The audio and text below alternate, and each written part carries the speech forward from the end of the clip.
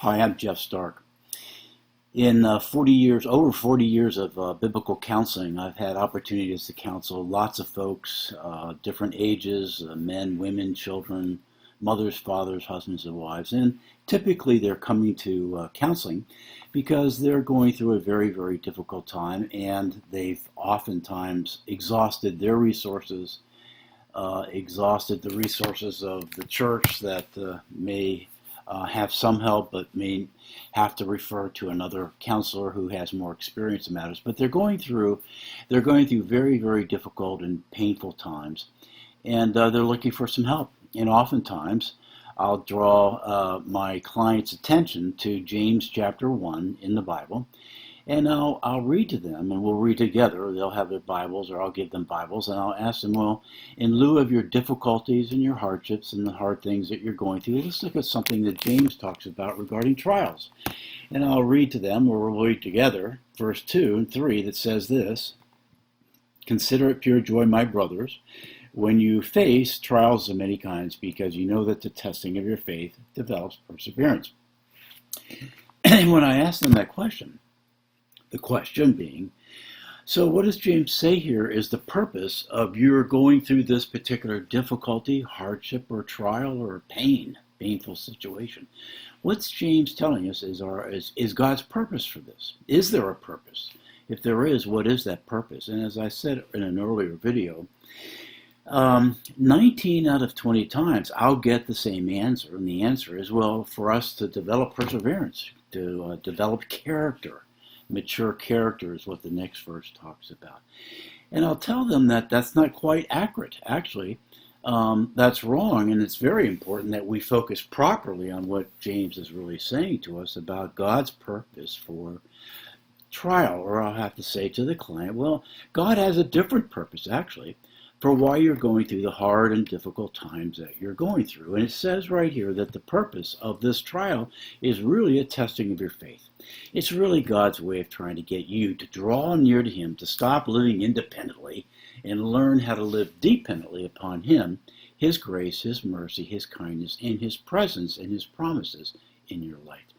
And, that's usually an eye-opening experience for about 19 out of 20 of my clients. And I remember for many years, I thought the purpose of trial too was for me to work up some kind of perseverance or patience or kindness. And then I remember an author directing my attention back to something that happens before that, and that's the purpose of trial is really a testing of my faith in God, not a faith in myself. It's not like the trial's there to test my faith to see if I have perseverance. No, it's a testing of my faith in God. It's His way of getting me to draw near to God. That was quite revolutionary for me, extremely helpful, and usually very eye-opening for my clients. Kind of changes the whole paradigm as to what's going on and what's the purpose and where do I get my help and how do I proceed. Well, we want to also notice that not only is our trials, the purpose of trials to get us to draw near to God, but it doesn't stop there, obviously. What this passage goes on to say is very important. It says that when we draw near to God, when we do draw near to God by faith, it develops, we saw earlier, my translation says perseverance. Your translation might say endurance. Your translation might say steadfastness. Different Bibles translate that word in different ways, but they all mean the same thing. It gives us a stick-to-itiveness so that we can endure and persevere and be steadfast in the trial. If it's a short one or even perhaps one that lasts a very long period of time, when I have faith in God and I draw near to Him and consistently learn how to do that, He gives me the ability to endure. And much of the New Testament is written to people who are having a hard time enduring, Hebrews in particular. They're going through very intense trials.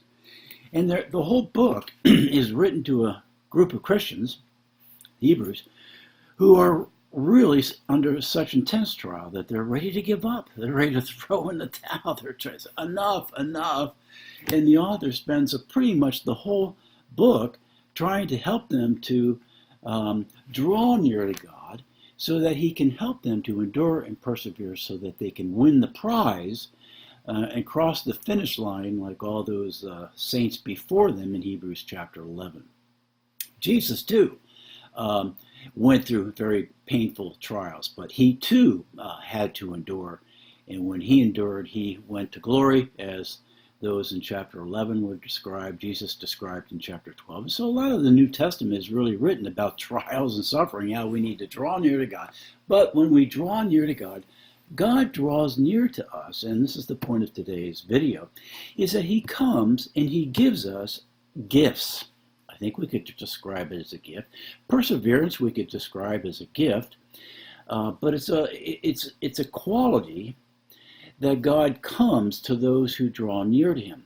In this case, James mentions perseverance because they're ready to give up and they need endurance. And so when we draw near to God by faith, he draws near to us and he supplies us with fruit. In this case, the fruit of the Spirit, perseverance. But James could have said, if you draw near to God by faith and he draws near to you, he'll give you love for your neighbor. He could have said, if you draw near to God and he draws near to you, he'll give you kindness, or he'll give you the ability to be gentle in a difficult situation, or kind in a difficult situation. He will give you the ability to be patient in a difficult situation. In difficulty, I tend to be impatient. I draw near to God and he helps me to be patient in that difficult situation. He may enable you to be forgiving in that difficult situation. God, draw near to him in that trial, he draws near to you, and he may give you the ability to overlook a fault on the part of another person, or maybe someone who's coming at you with those faults.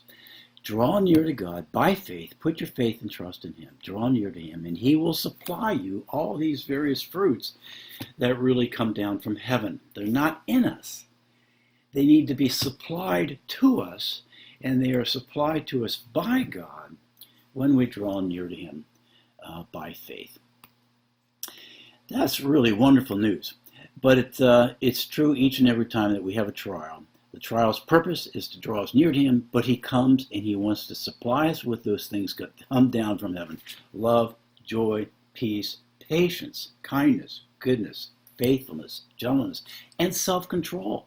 You know, when we're in trials and our hardships, we kind of come apart at the edges, at the seams, and we start to crumble. We start to disintegrate, and we start acting out badly. But, again, if in that trial we draw near to him, he draws near to us, and he even gives us the ability to have self-control, even in situations where it's very, very difficult to do that. They are divine attributes that are given to those who aren't simply Christians, but they're Christians who, in the context of the trial, are drawing near to him for help, and he draws near and supplies us with those things. Now, how's that possible? How is it possible to be loving and kind and gracious and merciful and forgiving and in a difficult situation? Well, remember now, Luke tells us that if our fruit is good, it has to come from a good root.